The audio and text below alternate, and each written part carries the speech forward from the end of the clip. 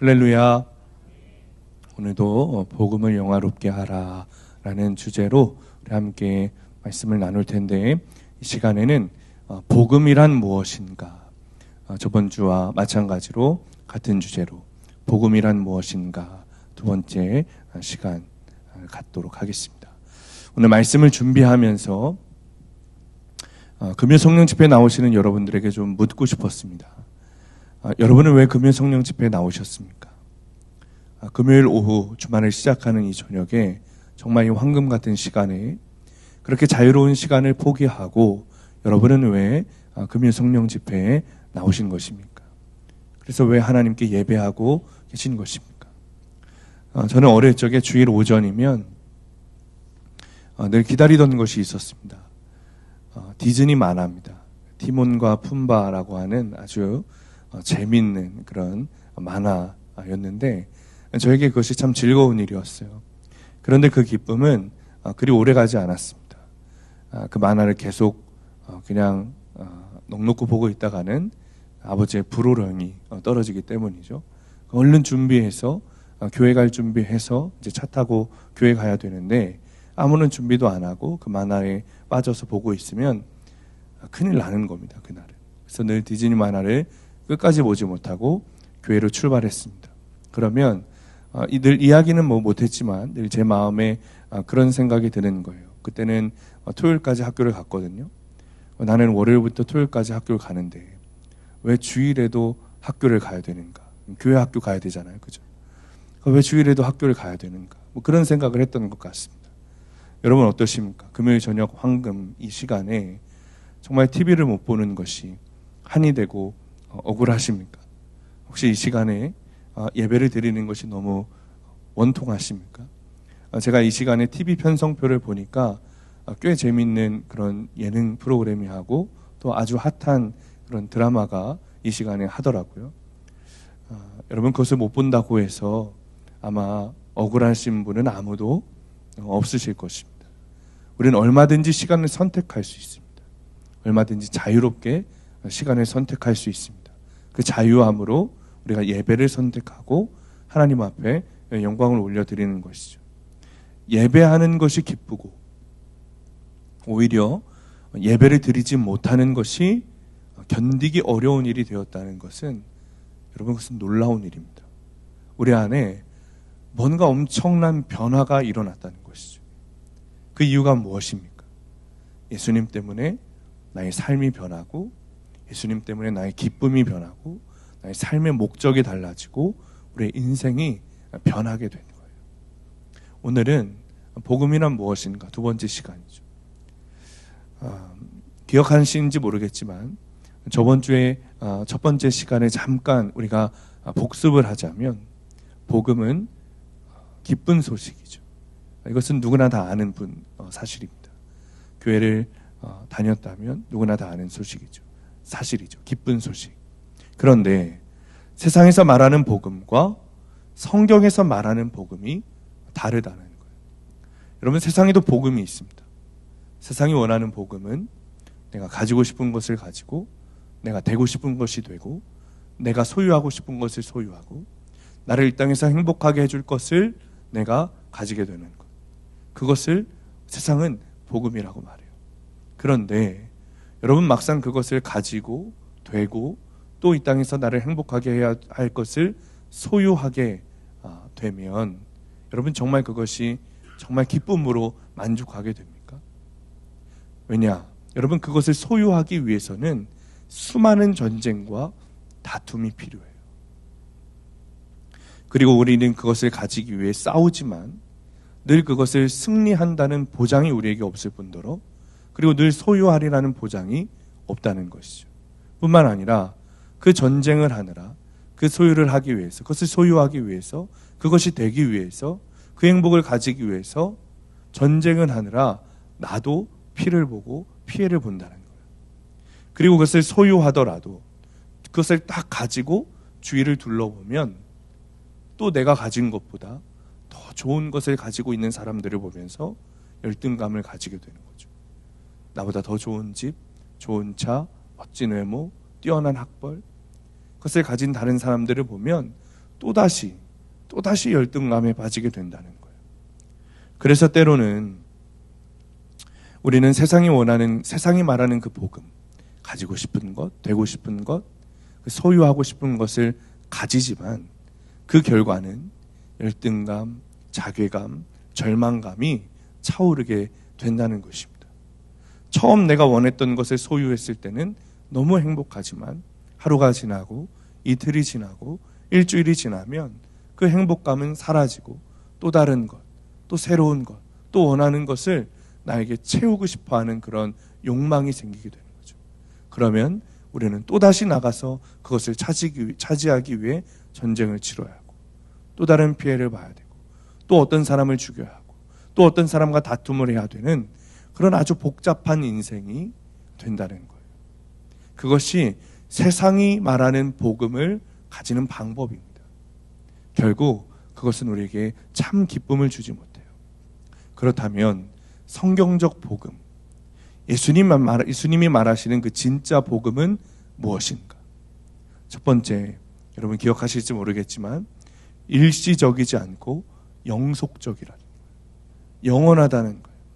기쁜 소식이 정말 기쁜 소식이 되려면 하루 이틀 끝나고 사라지는 기쁨이 아니라 그것을 가졌을 때 영원한 기쁨, 영원히 지속적으로 주는 기쁨이 내 안에 있어야 그것이 진짜 복음이라는 것이죠. 두 번째 특징은, 진짜 복음의 두 번째 특징은 상대적이지 않고 절대적이라는 거예요. 누구에게나 복음이라는 거예요. 복음은 모두에게 차별 없이, 저에게만 복음이 아니라 이곳에 앉아있는 모든 사람들, 그리고 여러분의 가정에 있는 모든 가족 구성원들에게도 다 차별 없이 기쁜 소식이라는 거예요. 예를 들어 어떤 소식이 나에게는 기쁜 소식이에요. 그런데 똑같은 이 소식이 다른 사람에게는 기쁜 소식이 아니라면 그것은 참 복음이 아니에요. 대학에 합격했다는 소식이 합격한 그 학생에게는 기쁜 소식이지만 다 대학에 떨어져 버린 그 학생에게는 나쁜 소식이죠. 그것은 복음이 아니에요. 복음은 상대적이지 않아요. 누구에게나 다 복음인 것, 누구에게나 다 기쁜 소식인 것, 그것이 진짜 복음인 줄 믿으시기 바랍니다. 사실 우리가 이런 면에 대해서는 어쩌면 잘 알고 있는지도 모르겠습니다. 왜냐? 우리가 너무 많이 들어왔어요. 이런 면에 대해서 심지어 교회 학교에 다니신 분들은 몇십 년을 들으셨겠어요. 이런 복음에 대해서 너무 잘 알고 있는지도 몰라요. 그런데 문제가 있어요. 우리가 지식적으로 아는 이 복음이 나에게 실제가 되느냐는 문제예요. 실제적으로 우리가 이 진짜 복음을 받아들이고자 하면 내 안에는 그것이 거부감이 들 때가 너무 많다는 것이죠. 또 오늘날 많은 교회에서 성경에서 말하는 복음이 아니라 세상에서 말하는 복음, 성도들이 원하는 복음, 듣기 좋아하는 복음, 그 복음을, 세상의 복음을 진짜 복음인 양 포장하여 전하고 설교하는 경우들이 여러분 많이 있습니다. 내가 그냥 세상에서 잘 먹고 잘 살면 그것이 복음이라고 전하는 경우들이 여러분 있다는 거예요. 그런데 우리가 세상을 살아보니 어떻습니까? 내가 잘 먹고 잘 살기 위해서는 다른 사람이 피해를 봐야 돼요. 심지어 그것이 가족일 때도 있어요. 내가 직장에서 승진하기 위해서는 내 경쟁자가 떨어져야 돼요. 여러분, 이것은 복음이 아니에요. 이것은 기쁜 소식이 아니죠. 그래서 하나님이 말씀하시는 복음이 아니라는 거예요. 언젠가 슬기로운 의사생활이라는 여러분 의학 드라마 아시죠? 그 드라마 제가 처음부터 끝까지 보진 못했는데 이제 쇼츠라고 하죠. 아주 짧은 그 영상을 좀 보게 됐어요. 그런데 그 드라마를 보는데 이런 내용이 나왔어요. 어떤 남성이 큰 병에 걸려서 죽기 직전에 된 것이죠. 그런데 기적처럼 장기 기증자가 나오는 거예요.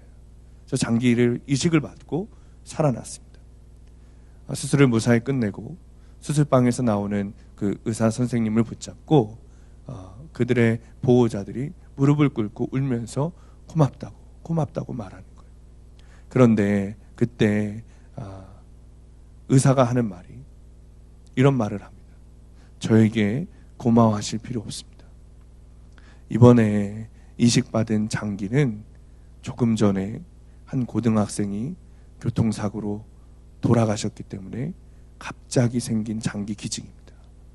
고마워하시려면 저에게 고마워하실 것이 아니라 고인이 되신 그분과 그분의 장기를 이식하기로 결정한 그 고등학생의 부모님에게 고마워하시기 바랍니다. 이런 내용이 있더라고요. 장기 기증을 받아서 살아난 것은 감사한 일이고 기쁜 소식이죠. 그런데 갑작스럽게 죽음을 맞이한 그 학생과 그 부모에게는 전혀 기쁜 소식이 아닌 거예요. 오히려 아주 슬픈 소식이죠. 아주 나쁜 소식이에요.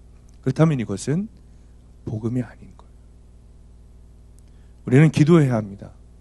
실제적인 삶에서, 현실적인 문제 앞에서, 내 고난과 어려움과 현실 앞에서, 질병 앞에서, 나의 어려움 앞에서 주님께서 일하여 주시기를, 주님께서 해결하여 주시기를 기도해야 합니다.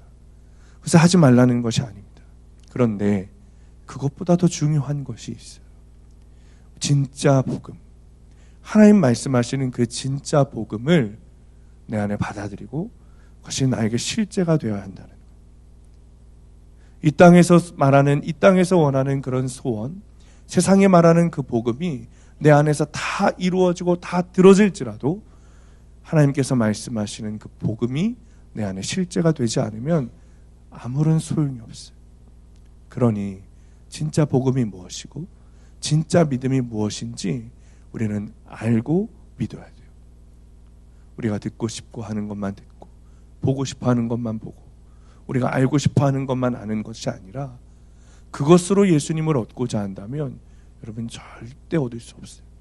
성도라면 예수님을 구원자로 믿기 시작했다면 복음이 무엇인가? 진짜 예수님이 말씀하신 그 복음이 무엇인가? 그것을 반드시 정확하게 알고 믿어야 합니다. 여러분, 우리 수함교회 공동체라고 해서 다르지 않아요. 우리도 예수라는 이름만 사용할 수 있어요. 우리도 예수님의 말씀인 성경을 우리의 그냥 필요의 도구로만 사용할 때가 있다는 거예요.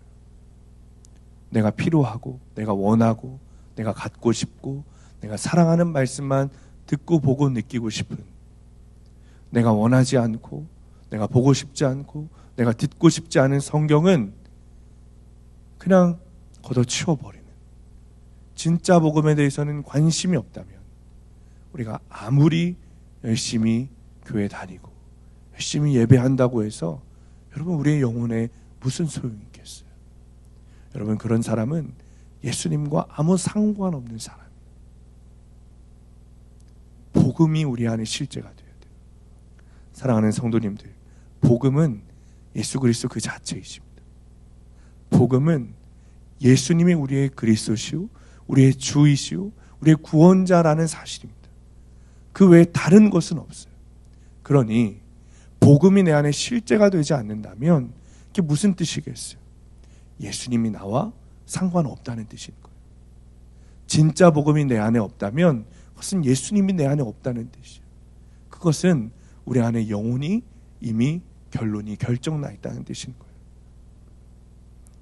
예수님이 아닌 예수님으로부터 떨어지는 그런 그냥 부스러기 기적이나 부스러기 복음을 여기며 그것을 진짜 복음으로 여기며 살아가는 신앙을 우리는 이젠 버려야 돼요.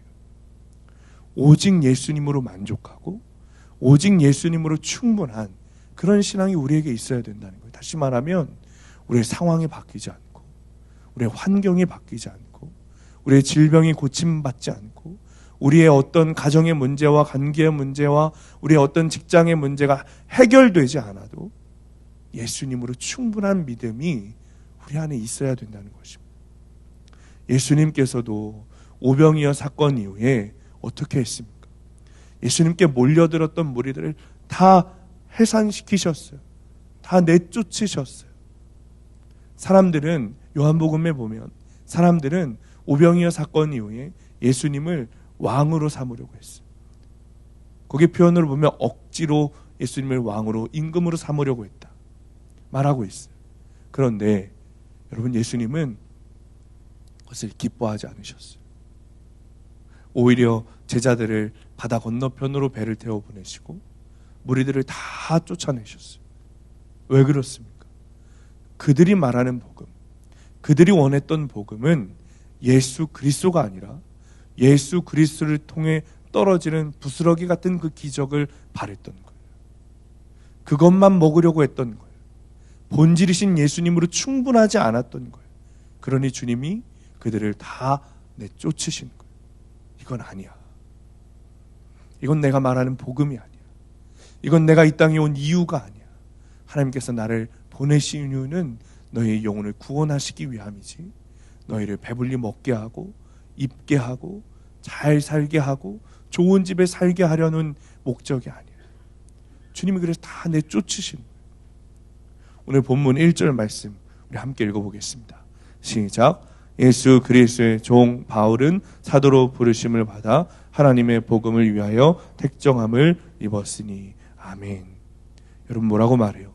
복음은 예수 그리스도라고 말해요. 그리고 사도 바울이 말하죠. 사도 바울은 예수 그리스도의 종이다. 종은 주인이 있다는 거예요. 종은 주인이 있다는 거예요. 누군가의 말을 순종하고 복종해야 할 그런 대상이 있다는 거예요. 순종하는 자, 복종하는 자가 종이죠. 바울이 말해요. 나의 주인이 누구신가? 예수 그리스도. 다시 말하면 예수 그리스도의 말씀에 순종하는 자라는 거예요. 예수 그리스도의 말씀에 복종하는 자라는 거예요. 여러분, 종이 주인의 말을 듣지 않으면 어떻게 되겠습니까? 쫓겨나게 되는 거예요. 버림받게 되는 거예요. 종은 복종하는 자예요. 2절부터 4절까지 사도 바울은 복음이 무엇인지 정확하게 이야기해요. 복음은 예수 그리스도. 예수님이 나의 생명, 나의 주인, 나의 왕이시라고 사도 바울이 아주 명확하게 이야기해요. 그러므로 우리는 예수 그리스도로 말미암아, 예수 그리스도의 말씀으로 말미암아 살아야 하는 것입니다.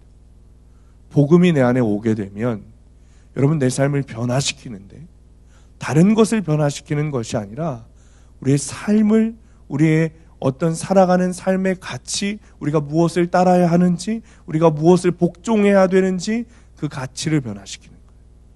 어떤 사람은 삶이 변화된다라는 이야기를 잘못 듣고 오해해서 예수 그리스도를 믿으면 찌질했던 내 인생이 좀 나아지고, 내 환경이 좋아지고, 내 고난이 사라지고, 내가 좋은 직장에 가게 되고, 내 자식들이 잘 되게 되는 그런 삶으로 변화되는구나 라고 오해해요. 혹 어떤 교단은, 여기서 지금 말하기 좀 그렇지만 그 교단은 여전히 삼중복음, 사중복음을 이야기하면서 이 세상에서 잘 되는 복이 예수 믿는 삶의 변화라고 말해요. 그러나 그것은 아주 큰 오해입니다. 복음을 통해서 삶이 변화된다는 것은 내 삶이 내 안에 있는 자아가 왕이 되어 내 자아의 말에 복종하고 순종하던 인생이 이제는 나의 주인 예수 그리스도의 말씀에 순종하는 삶으로 변화된다는 거예요. 이것이 성경에서 말하는 삶의 변화인 거예요. 순회선교단의 김용희 선교사님의 전매 특화와 같은 메시지가 있죠. 복음이면 다다. 예수면 다다. 여러분, 예수면 충분하다는 것은 내 안에 있는 자아는 이제 죽고 난 이제 예수 생명으로 살아가는 것으로 충분하다는 거예요. 이제 내 자아는 다 모두 죽고 오직 예수 그리스도의 생명으로 살아가는 거예요. 여러분, 복음을 믿는다는 것은, 결국에 복음을 믿고 복음을 안다는 것은 복음이신 예수 그리스도의 말씀을 지키며 살아간다는 거예요. 그런데 대부분은 복음에 대해서 내가 알고 있는 지식을 교인들에게 알려주려고만 하지 살도록 하는 것은 빠져 있어요. 믿음대로 살고 말씀대로 살고 예수 따라 사는 것이 복음인데 머리로 아는 것만 전해주고 사는 것은 가르쳐주지 않는 거예요. 목사들도 마찬가지죠. 자신들의 삶에서 복음을 살아내는 것은 생략하고 가르치기 때문에 교인들도 듣기만 하고 살려고 하진 않는 거예요. 진정한 변화는, 여러분, 진정한 변화는 내가 주님 앞에서, 그 십자가 앞에서 내가 죄인인 것을 깨달아 회개하고 그것을 이제는 돌이켜 세상이 아니라 하나님께로 가는 삶. 여러분, 그것이 성경에서 말하는 우리 삶의 변화인 거예요. 한 선교사님이 아프리카에서 사역을 하실 때 어느 날 무슬림 고등학교 선생님이 찾아오셨더래요. 성경을 좀 배우고 싶다는 거예요. 깜짝 놀랐어요.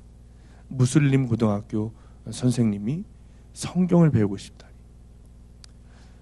성경을 가르쳐 달라는데 선교사가 어떻게 그것을 거절하겠어요. 성경을 가르쳐 주기로 했습니다. 나중에 알고 보니 이 사람은 무슬림 교리에 아주 정통한 사람으로 선교사에게 성경을 배우면서 딴지를 걸고 이 선교사를 내쫓을 목적으로 다가온 것을 알았습니다. 그러나 성경을 배우겠다고 온 사람이니까 거절하지 않고 결심하고 가르치기로 결심하고 하나님께 지혜를 구했습니다. 그때 한 가지 지혜가 떠오르셨대요. 당신은 학생이고 난 선생이니 내가 가르치는 동안 내가 하라는 대로 하셔야 됩니다. 질문하라고 하기 전엔 질문하지 마십시오. 제가 질문할 시간을 따로 드리겠습니다.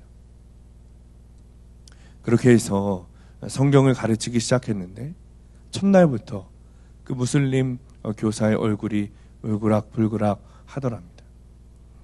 그리고 막 뭔가 말하고 싶은 그런 충동이 있다는 거예요. 질문하는 시간을 주지 않았대요. 그때는 막 안절부절 못하더래요. 두 번째 날도 진땀을 흘리면서 질문을 해도 되는지 물었지만 질문할 시간을 주지 않았대요. 결국 함께 성경 공부를 하는 그 마지막 날 공부를 다 마치고 기도를 다 한 다음에 이제 질문할 시간을 드리겠다. 그러자 그 교사가 하는 말이, 선생님, 제가 기도해도 되겠습니까? 그러더라는 거예요. 이 선교사님이 당황스러웠지만 그렇게 하셔라. 그러니까 이 교사가 기도하기를, 주 예수님, 나는 죄인입니다 라고 땀을 비오듯 흘리며 회개 기도를 했다는 거예요. 기도를 마치고 나서 그분에게 예수님을 영접했냐 물으시니 선교사님을 통해 하나님 말씀을 듣던 중에 자신이 죄인인 것을 깨닫고 예수님이 구주인 것을 알게 됐다. 이렇게 고백을 하더랍니다. 여러분, 복음은 이런 거예요. 복음은 단순한 용서가 아니라 내 죄를 깨닫고 내 삶에 완전한 변화를 일으키는 거죠. 무슬림이었던 자가 그리스도인이 되는 변화, 죄인이었던 자가 하나님 말씀을 순종하는 자로 변하는 그 변화. 여러분, 만약에 살인죄를 저지른 사람이 사형 선고를 받았다 칩시다. 그런데 이 사람이 뭐 잘했나 봐요. 교도소에 들어가서 사면을 받은 거예요. 그런데 죄사함을 받은 그 사람이 성품이나 인격이 변하지 않고 삶이 변하지 않고 풀려났어요. 그 다음에 죄를 또 짓는 거예요. 그러면 그 사람을 용서해 준 것, 그 사람을 사면해 준 것, 여러분 잘한 일입니까? 용서할 가치가 있는 일입니까? 그렇지 않죠.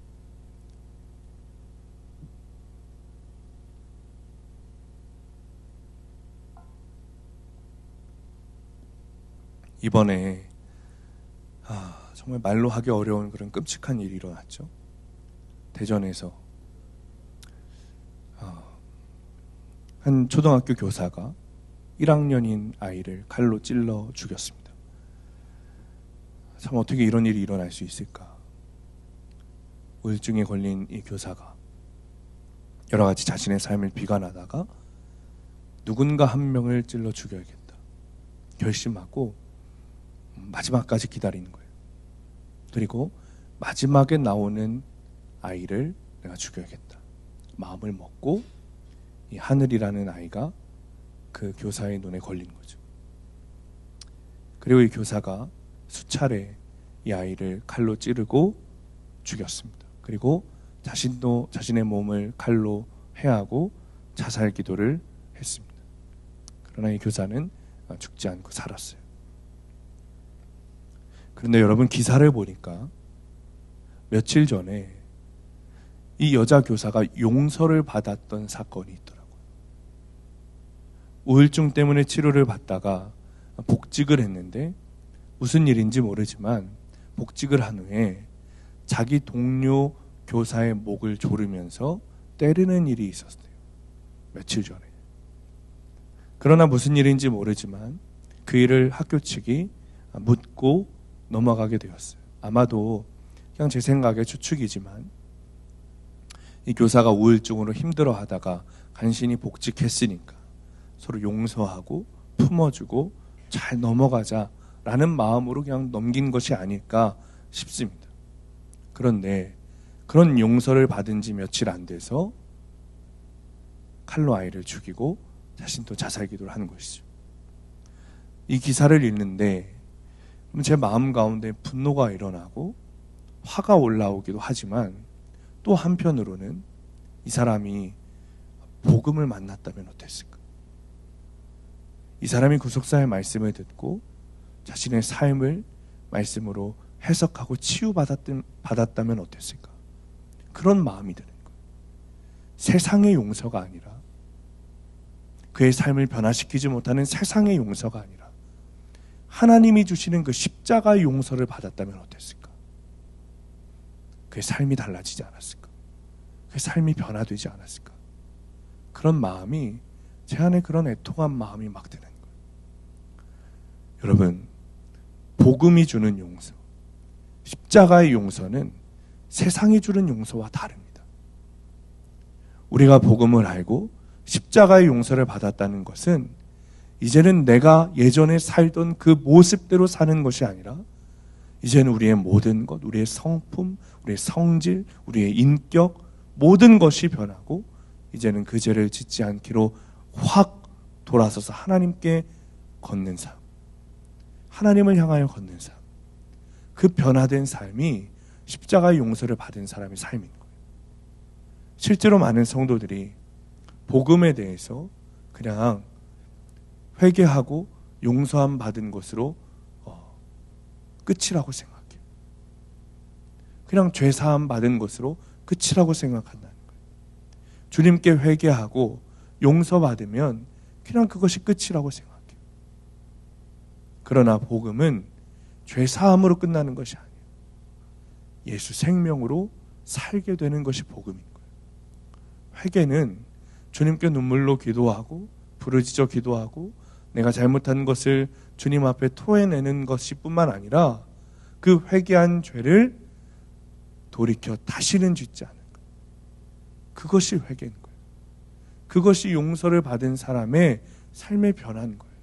그것이 복음이 실제가 된 사람의 삶의 변화인 거예요. 월요일에 유기성 목사님을 만나고 멘토링을 받으면서 목사님께서 이런 말씀을 하시는 것을 들었습니다. 며칠 전에 중소도시의 한 교회에 가서 부흥회를 하시는데 그 목사님, 그 교회 담임 목사님을 만나셨대요. 40대 초반의 젊은 목사님이신데 그 도시에서 한 두세 번째 큰 교회를 청빙받아서 담임 목회를 하시게 된 거예요. 전임 목사님은 은퇴를 하시고 가시게 된 거죠. 그 목사님과 유기성 목사님이 저녁 식사를 하시는데 이 젊은 목사님이 이런 이야기를 하시더래요. 목사님, 저 빨리 은퇴하고 싶습니다. 빨리 은퇴하고 싶습니다. 이게 무슨 말인가? 목회가 너무 힘듭니다. 목회도 잘 되고 부흥도 되고 성도들도 너무 좋습니다. 교인들도 좋아합니다. 그런데 목사님, 목회가 너무 힘듭니다. 그런 말을 하시더라는 거예요. 그러면서 가수들은 좋겠다는 거예요. 가수들은 히트곡 하나 나오면 어디 가서든 그 노래 하나만 부르면 되는데, 목사들은 매번 설교할 때마다 새 설교를 해야 되니까 가수들이 부럽다는 거예요. 언제까지 이 설교를 해야 되냐, 언제 끝나냐, 이거. 그런 이야기를 하더라는 것이죠. 그 이야기를 들으시면서 이 목사님 마음 가운데 너무 안타까운 마음이 들더래요. 그저 목회를 목적으로 삼았기 때문에. 목회를 목적으로 삼았구나. 목회가 목적이 되어서 살아가니 목회가 안 돼도 힘들고 목회가 잘 돼도 힘들구나. 그런데 여러분, 복음이라는 것은 목회를 바라보는 것이 아니라 예수님을 바라보고 삶이 변화된 삶을 사는 것. 목사도 똑같이 그렇게 사는 것. 주님 바라보며 사는 것. 그런 말씀을 제가 들었어요. 주님을 바라보고 삶이 바뀌고 말씀을 지키고 예수 그리스도의 그 말씀에 순종하며 사는 삶으로 변화되어 살아가는 것이 복음을 만난 사람의 모습이라는 거예요. 복음을 만나게 되면 여러분, 다른 아무런 소원이 없게 됩니다. 오직 예수 그리스도, 예수 그리스도를 기뻐하는 삶, 구원받아 천국 가는 사람의 모습으로, 그 모습이 되기를, 그 모습으로 변화되기를 그 한 가지만 소원하게 된다는 거예요. 여러분에게는 그 소원이 있으십니까? 내가 정말 예수님의 말씀을 지키며 천국을 소망하며 하나님의 말씀을 단단히 붙들고 사는 그 사람이 되고 싶다는 소원. 여러분, 그 소원이 있으십니까? 여러분, 내가 지옥에 갈 죄인이라는 것을 깨닫는 순간 주님께 받은 이 모든 은혜의 모든 상황이 감사하고 모든 사람이 사랑스러울 수밖에 없다는 거예요. 그래서 감사만 하고 살고 사랑만 하며 살게 된다는 거예요. 복음을 만나게 되면 자연스럽게 그런 변화가 일어나게 된다는 거예요. 왜요? 복음보다 기쁜 소식이 없으니까. 예수 그리스도보다 우리 안에 기쁨으로 충만하게 채워줄 다른 어떤 것이 없으니까. 현재 여러분, 대만에 기독교 열풍이 엄청나다 그래요. 대만 교회가 막 부흥하고 사람들이 막 일어나고 막 그렇게 교회가 세워지고 있다 그래요. 그런데 여러분, 그 대만 교회의 롤 모델이 한국 교회랍니다. 이전에 한국 교회가 성장하고 부흥했던 그 모습을 롤 모델로 삼아서 대만의 목회자들이 교회를 운영하고 섬기고 그렇게 교회를 치리하면서 이전에 한국 교회에서 있었던 부흥이 대만 교회에서 막 일어나고 있다는 거예요. 문제는 무엇인가? 롤 모델인 그 한국 교회의 부정적인 면도 똑같이 닮았다는 거예요. 은사주의 운동, 기복주의 운동, 여러 가지 프로그램으로 복음이 아니라 예수 그리스도가 아니라 그냥 사람만 많이 모이게 하는 그것으로 인한 교회의 부작용들이 대만 교회에 빠르게 퍼지고 있다는 거예요. 망하는 지름길로 가는 것이죠. 달라스 윌라드 목사님은 이것에 대해서 현대 이단이라고 말했습니다. 목회자는 가르치기만 하고 지키진 않는 것. 성도들은 배우기만 하고 지키지 않는 것이죠. 말씀대로 살면 여러분, 치열한 영적 경쟁을 하게 됩니다. 나는 죽고 예수로 사는 복음이 명확해지면 그 말씀을 지키지 않으면 그 영적 싸움에서 승리할 수 없어요. 단적인 예로 원수를 사랑하라. 여러분, 우리의 의지와 노력으로 되지 않습니다. 나는 죽고 예수 생명으로 사는 그 삶을 통하여만 가능한 거예요. 실제로 말씀대로 살아보려고 노력하면 복음을 모를 수가 없게 되고 복음을 알게 되면 내 영혼이 기쁠 수밖에 없는 것이죠. 예수님을 만나서 자신의 인생이 송두리째 바뀐 사람이 누군가? 오늘 로마서를 쓴 사도 바울이에요. 사도 바울은 예수님을 만나기 전 자신의 자유를 가지고 예수 믿는 사람들을 찾아다니며 그들을 핍박하고 그들을 박해하고 그들을 죽였어요. 여러분, 스데반을 죽이는 데 앞장선 사람이 사도 바울이었어요. 그런데 그 사도 바울이 자신의 신념에 따라 자신이 가지고 있던 강한 그런 믿음을 따라 기세등등하게 예수님을 믿는 자들을 잡아 죽이러 가던 그때 그 다메섹 도상에서 예수님을 만나게 돼요. 예수님이 사도 바울을 찾아오세요. 그 길 위에서 예수님을 만나고 인생이 완전히 달라지게 됩니다. 바울의 길이 바뀌고 바울의 인생이 변화된 거예요. 바울을 비롯해 주님을 만난 자들이 다 그렇게 살았어요. 베드로 성질이 급하고 포악하고 물고기도 잘 잡지 못하는 그런 어부. 그런데 그에게 성령이 임하자 예루살렘의 복음이 전파돼요. 교회가 부흥하고 성장해요. 많은 사람들이 그를 따르고 결국에는 그가 어떻게 됐습니까? 십자가에 거꾸로 달려 순교했어요. 스데반 집사가 순교당하고 교회에 큰 박해와 핍박이 시작되죠. 그런데 그 박해와 핍박을 통해 온 세계로 교회가 생겨나기 시작해요. 유대와 사마리아와 땅끝까지 복음이 전파되기 시작해요. 스데반의 순교로 인하여. 흩어진 사람들 중에는 빌립 집사도 있었어요. 사마리아에 가서 복음을 전한 사람이에요. 여러분, 사마리아는 특별한 곳이에요.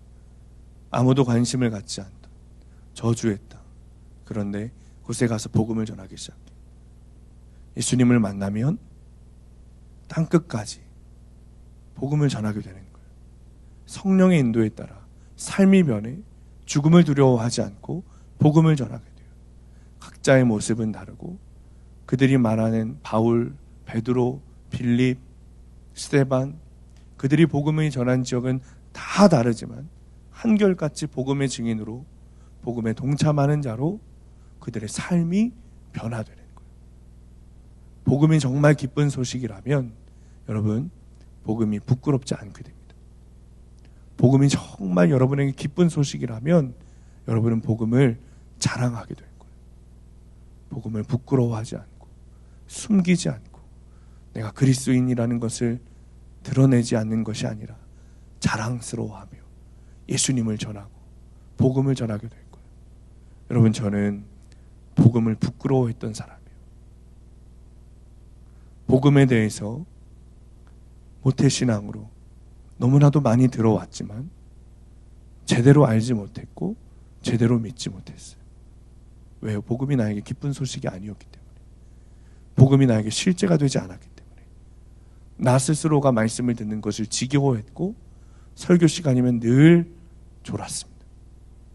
그러니 신학생이 되고 전도사가 됐지만 말씀을 전하는 설교 시간이 저에겐 너무 부담스러운 시간이었어요.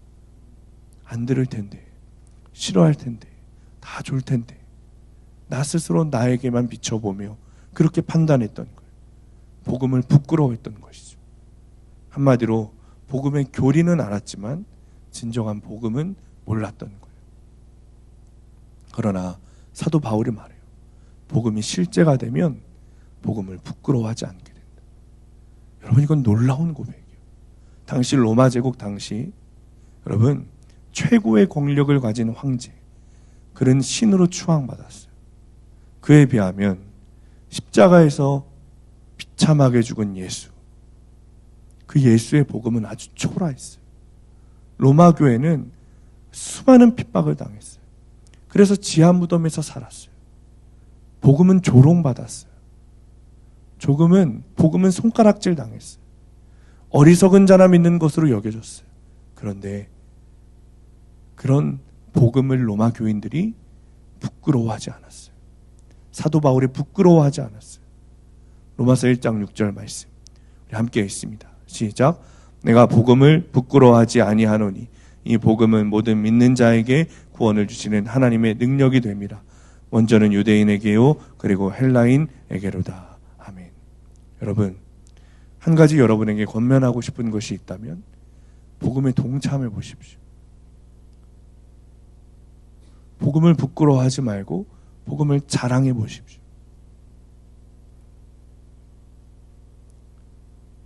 여러분, 예수를 믿게 되면 복음에 동참하게 되고 복음을 자랑스러워하는 일은 자연스러운 일입니다. 고린도전서 9장 23절 말씀 함께 있습니다. 시작. 내가 복음을 위하여 모든 것을 행함은 복음에 참여하고자 함이라.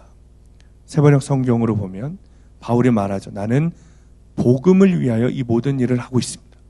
그것은 내가 복음에 동참하기 위해서이기 때문입니다. 예수님을 만나면 내 죄가 보이고 내게 죄가 보이면 회개하고 내 삶을 돌이키게 돼요. 그것이 내 삶의 변화죠. 그리고 내 삶의 변화가 일어난 사람은 복음을 부끄러워하지 않게 돼요. 복음이 자랑스러워요. 복음을 전하게 돼요. 복음이 자랑스럽다면 복음을 전하게 되어 있어요. 사도 바울은 이 복음을 알고 복음 외에 부와 건강과 명예와 친구 다 버렸습니다. 배설물처럼 다 버렸어요. 복음을 전하는 일에 지장이 있다. 다 버렸어요. 모든 것을 포기했어요. 다 인내했어요. 복음을 전하기 위해서라면 어떤 고난도 마다하지 않았고 생명조차 귀한 것으로 여기지 않았어요. 사도 바울 안에 육신의 생명과 비교할 수 없는 영원한 생명을 주는 복음이 있었기 때문에 그래요. 그 하나님의 나라를 보게 되고 부활의 주 예수님이 내 안에 계시고 그분이 내 생명이 되시고 주님이 되시고 나자 여러분 어떻게 돼요? 이 복음을 전하지 않고는 견딜 수가 없는 거예요. 이 복음을 전하는 것이 말할 수 없는 감격이고 축복이라고 믿어지게 되는 거예요. 복음은 오늘날에도 부끄러운 것 취급을 받습니다. 우리가 나가서 복음을 전하려고 할 때 사람들에게 듣는 이야기가 뭡니까? 내가 100% 죄인이라는 이야기, 회개해야 한다는 이야기, 지옥에 갈 수밖에 없는 죄인이라는 이야기를 전하면 사람들은 굉장히 특히 불편해하고 싫어합니다. 심지어 성도들도 그런 반응이 있어요. 나 정도면 의인인데, 나 정도면 그렇게 별로 큰 죄를 짓고 살지 않는데, 나는 교회 열심히 나오는데, 주의 성수도 잘하는데, 듣기 싫어하는 거예요. 복음에 대해 이야기하면 듣기 싫어하는 거예요. 또 예수님을 믿어야 구원받는다. 그럼 뭐라 그래요? 세상 사람들이 너무 편협해. 기독교는 너무 편협해. 왜 예수만 믿어야 구원받아? 그러면 다른 종교는 다 무시하는 거야? 어디로 무슨 길로 가든지 정상으로만 가면 되지. 왜 예수만 믿어야 구원받는다고 그래? 현대관념과 맞지 않다는 거예요. 복음이라는 말만 하면 벌떼처럼 일어나서 비난해요. 우리가 만약 복음을 그 정도 교리 정도로만 알고 머리로 아는 지식 정도로만 안다면 우리도 똑같이 그들이 말하는 것처럼 복음을 부끄러워할 것입니다. 복음을 전하지 못하고 평생 입을 다물며 살아갈 것입니다. 그러니 우리는 복음을 정확하게 알아야 돼요. 단순히 교리로만 아는 것이 아니라 정말 내 자아가 죽고 예수 생명으로 살아가는 그런 삶을 살아야 되는 거예요. 정말 복음이 나의 기쁜 소식이 되어서 이것을 나 혼자만 아는 것이 아니라 복음을 전하지 않고는 살아갈 수 없는, 복음을 자랑하지 않고는 살아갈 수 없는 그런 삶을 살게 되는 거예요. 그게 진짜 복음이죠. 복음학교를 마친 어떤 목사님이 교회에 돌아가서 그동안 나름대로 자신 있게 양육해왔다는 그 성도들 앞에 무릎을 꿇고 미안합니다. 제가 복음이 아닌 것을 복음처럼 가르쳤습니다. 제가 잘 몰랐습니다. 용서해 주십시오. 라고 성도들에게 용서를 구하셨다 그래요. 그리고 난 뒤에 매 설교 시간마다 복음을 외치기 시작하셨습니다. 복음을 부끄러워하지 않고 주 예수 그리스도의 복음을 자랑스러워하며 복음을 전하셨다는 거예요. 그러자 어느 날 권사님들이 모여서 목사님께 면담을 요청했습니다. 목사님 설교를 우리가 들을 수가 없습니다. 목사님 왜 이러십니까? 저희가 살기도 어려운데 왜 이런 근본적인 이야기만 하고 정제감 느끼는 자꾸 복음 이야기만 하시는 겁니까? 우리는 복음학교 다녀오기 전에 목사님이 좋습니다. 그 전에 목사님으로 돌아와 주세요. 라고 했다는 거예요, 성도들이. 그 이야기를 듣고 너무 충격을 받은 목사님이 주님, 그동안 제가 이 복음을 싸구려로 만들었군요. 주님 죄송합니다. 용서해 주십시오. 하고 하나님께 용서를 구하고 모든 것을 다 남겨둔 채 교회를 사임하셨다 그래요. 사랑하는 성도님들, 이런 결단은 목회자들에게만 있어야 하는 것은 아닙니다. 여러분의 가정에서 여전히 예수 믿지 않는 이들에게 우리는 그저 교회만 와달라는 마음으로 달콤한 사탕 발림을 하기도 하지만 그런 것으로 사람의 마음이 변하지 않습니다. 그런 것으로 그 마음 가운데 복음이 새겨지지 않아요. 믿음이 생기지 않습니다. 누가 알아주든 알아주지 않든, 인기가 있든 없든, 사람들이 원하든 원하지 않든, 인간적 부모의 관계를 넘어서서 영적 부모로 진정한 복음의 편에 서서 타협하지 않고 정말 주님이 전해주시고자 했던 그 복음을 전해줄 용기가 우리 안에 있어야 돼요. 그리고 그 용기로 복음을 전해야 돼요. 그때 여러분들에게, 여러분들 가정 안에 있는 믿지 않는 가족들의 마음 가운데 복음이 새겨지고 믿음이 자라나게 되는 거예요. 말씀을 마칩니다. 복음은 그저 여러분 내 기분을 좋게 만드는 것의 수준이 아닙니다. 복음은 내 삶을 완전하게 변화시키고 이제 나는 죽고 예수 생명으로 하나님 말씀 지키며 순종하며 삶을 살아가게 하는 것이, 그것이 복음이에요. 그 복음이 정말 내 안에 믿어지면 내 삶에 다른 어떤 것보다 예수 생명으로 기뻐하게 됩니다. 다른 어떤 것으로 충분하지 않던 내 마음이 오직 예수로 충분하게 되고 오직 복음으로 충분하게 되는 거예요. 그 복음이 부끄러워 입 밖에도 꺼내지 못하고 내가 삶을 살아가며 내 직장에 있는 사람들이 나를 그리스도인이라 평생 모르고 사는 그런 인생이 아니라 복음을 자랑스러워하고 그 복음을 전하며 살아가게 되는 인생으로 변하게 되는 거예요. 직장에서, 학교에서, 교회에서, 가정에서 타협하지 않고 예수 생명으로 살아가는 복음을 전하게 되는 그런 인생이 된다는 거예요. 이제 우리가 찬양하고 기도할 텐데, 주님, 내 마음 안에 복음이 진정으로 믿어지게 되기를 원합니다. 내 삶에 다른 어떤 것도 나를 기쁨으로 채울 수 없지만 오직 복음, 오직 예수 생명으로 내 삶에 기쁨이 주어진다는 사실을 주님 믿게 됩니다. 하나님, 이제는 복음으로 내 삶을 완전히 변화시켜 주옵소서. 세상과 타협하지 않고 말씀을 지키며 살아가는 인생이 되게 하여 주옵소서. 우리 함께 찬양하고 기도하겠습니다. 이 시간에 16절 말씀 붙들고 기도하겠습니다. 내가 복음을 부끄러워하지 아니하노니 이 복음은 모든 믿는 자에게 구원을 주시는 하나님의 능력이 됨이라. 주님, 우리가 복음으로 새로워지게 되기를 원합니다.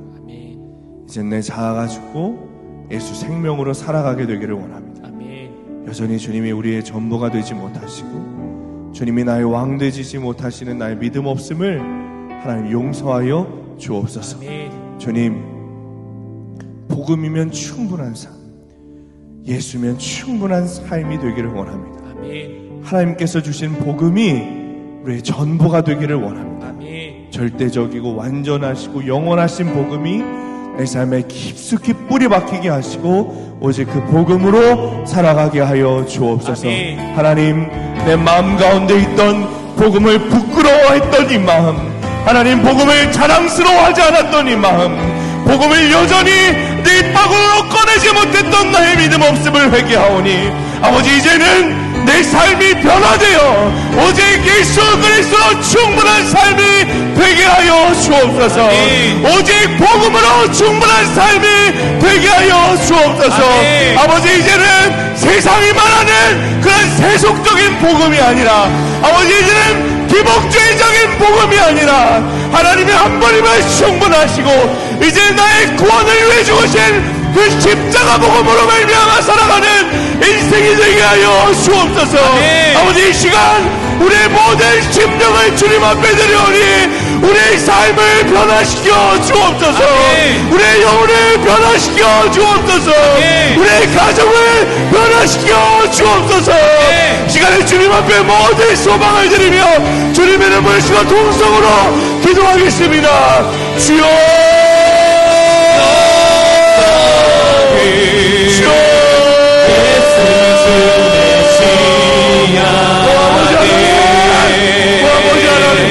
아버지의 삶을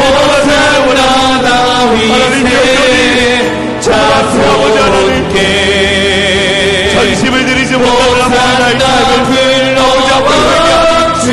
아버지 내 삶이 변화되게 원합니다. 하나님 완전하신 그 복음 앞에 하나님 내 삶이 변화되기를 원합니다. 하나님 역사하여 주시옵소서. 하나님 역사하여 주시옵소서. 하나님 역사하여 주시옵소서. 하나님 내 삶이 주님 앞에 드려지게 되기를 원합니다. 내 삶이 완전하게 변화되기를 원합니다. 성령님 이 시간 우리 가운데 찾아와 주시옵소서. 성령님 이 시간 우리 가운데 가운데 심령 가운데 한 명 한 명 찾아와 주시옵소서. 하나님 주님을 주와 그리스도로 고백하는 역사가 있게 하여 주옵소서. 하나님 주님이 주인 되시고 우리의 왕 되시고 우리의 메시아 되시고 우리의 구원자 되심을 고백하게 하여 주옵소서. 하나님 과거와 회개하는 것이 아니라 이제는 정말 내 삶이 전체적인 변화가 있게 되기를 원합니다. 내 삶이 완전한 변화가 있게 되기를 원합니다. 하나님 역사하여 주시옵소서. 하나님 역사하여 주시옵소서. 하나님 역사하여 주시옵소서. 하나님 온전히 주님 앞에 드려지는 삶으로 살아가게 되기를 원하오니 하나님 아버지 하나님 우리의 삶을 아버지 하나님 만져주시옵소서. 아버지 우리의 마음을 주님 만져주시고 주님 도취하여 주시고 주님 안수하여 주시옵소서. 하나님 내 삶이 완전하게 변화되길 원합니다. 완전하게 변화되길 원합니다. 우리 삶이 완전하게 변화되길 원합니다. 하나님 역사하여 주시옵소서. 역사하여 주시옵소서. 이제 복음으로 살아가는 우리 인생이 되게 하여 주시옵소서. 예수 주 메시아네.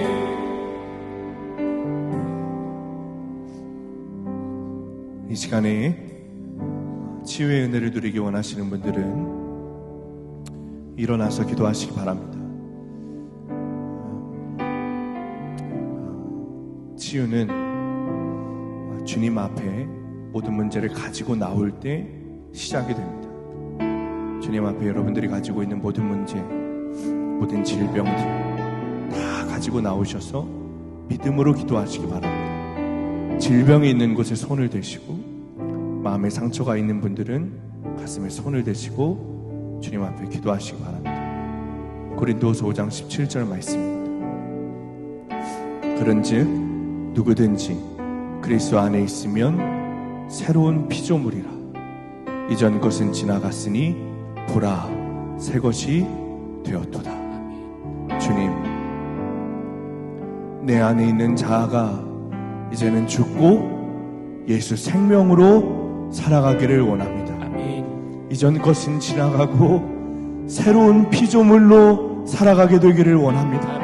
예수 그리스도의 보혈로 변화된 인생을 살아가기를 원합니다. 주님 우리를 새롭게 하여 주시옵소서. 하나님 우리를 변화시켜 주시옵소서. 아버지 이제는 다시 태어나 오직 예수 그리스도의 생명으로 살아가게 하여 주옵소서.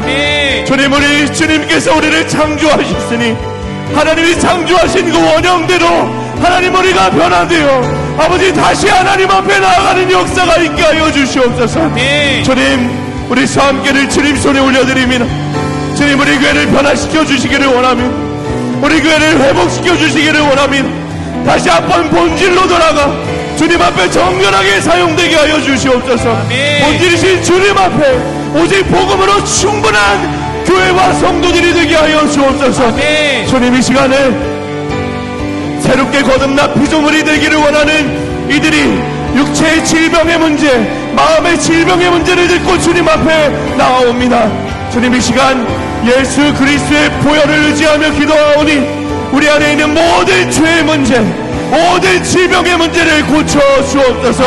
상처와 쓴뿌리에 묶여있는 모든 자들이 자유하게 하여 주옵소서. 아멘. 예수 그리스도의 이름으로 명하노니 머리부터 발끝까지 온전하게 될지어다. 아멘. 예수 그리스도의 이름으로 명하노니 육의 질병의 문제와 영의 질병의 모든 문제가 깨끗하게 치유될지어다. 아멘. 나사렛 예수 그리스도의 이름으로 명하노니 모든 암이도가 없어질지어다. 아멘. 예수 그리스도의 이름으로 명하노니 모든 세포와 조직과 뼈와 신경이 부러지고 제자리로 돌아가며 온전하게 될지어다. 아멘. 예수 그리스도의 이름으로 명하노니 모든 통증이 사라질지어다. 아멘. 주님 믿음으로 구하오니 반드시 응답하여 주옵소서. 아멘. 하나님 응답하여 주옵소서. 아멘. 응답하여 주옵소서. 아멘. 시간에 주님 이름 부르시고 함께 동성으로 기도하겠습니다. 주여 아버지 하나님 감사합니다. 손께 호산나 불러왕 중에 하나님 주님 앞에 하나님 나아옵니다. 하나님 주의 자녀들이 하나님 앞에 나아옵니다. 하나님 역사하여 주시옵소서. 하나님 역사하여 주시옵소서. 하나님 주의 자녀들이 주님 앞에 나아오니 하나님 역사하여 주시옵소서. 하나님 역사하여 주시옵소서. 하나님 역사하여 주시옵소서. 하나님 역사하여 주시옵소서. 하나님 아버지 하나님 앞에 모든 문제를 들고 나옵니다. 하나님 치유받게 되기를 원합니다. 모든 문제가 해결되기를 원합니다. 아버지 우리 안에 있는 죄의 문제, 아버지 우리 안에 있는 질병의 문제, 하나님 우리 안에 있는 육체의 문제, 우리 안에 있는 영적인 문제들이 하나님 다 치료받게 되기를 원합니다. 하나님 역사하여 주옵소서. 하나님 역사하여 주옵소서. 하나님 역사하여 주옵소서. 예수 그리스도의 이름으로 명하노니 머리부터 발끝까지 온전하게 될지어다. 예수 그리스도의 이름으로 명하노니 모든 질병이 사라질지어다. 예수 그리스도의 이름으로 명하노니 모든 묶인 것이 풀어지고 자유하게 될지어다. 예수 그리스도의 이름으로 명하노니 모든 미혹의 영과 혼미의 힘이 떠나갈지어다. 오열과 불안과 공황장애와 염려와 내 마음 가운데 있는 모든 마음의 질병들, 모든 육체의 질병들이 사라질지어다. 예수 그리스도의 이름으로 명하노니 제 보혈이 그들의 마음과 육체와 심령 가운데 쏟아부어져서 모든 암이도 가지고 뼈와 피와 혈과 모든 관절과 골수가 하나님 앞에 새롭게 될지어다. 창조하신 하나님 앞에 창조하신 하나님 앞에 온전하게 될지어다. 하나님 역사하여 주옵소서. 하나님 역사하여 주시옵소서. 하나님 역사하여 주시옵소서. 하나님 이들의 주님 앞에 나오기를 새로운 피조물이 되기를 구하며 나와왔습니다. 하나님 거듭나 새로운 피조물이 되기를 구하며 나와왔습니다. 하나님 우리를 새롭게 하여 주시옵소서. 우리를 변화시켜 주시옵소서. 다시 예수 그리스도의 생명으로 살아가게 하여 주옵소서. 그리고 우리 교회를 변화시켜 주시옵소서. 복음으로 돌아가 주님 앞에 정결하게 하시옵소서. 하나님 앞에 예수 그리스도 앞에 복음으로 충분한 주님 앞에 주님 그 교회로 새롭게 아버지 하나님 우리의 마음과 심령을 새롭게 하여 주시옵소서.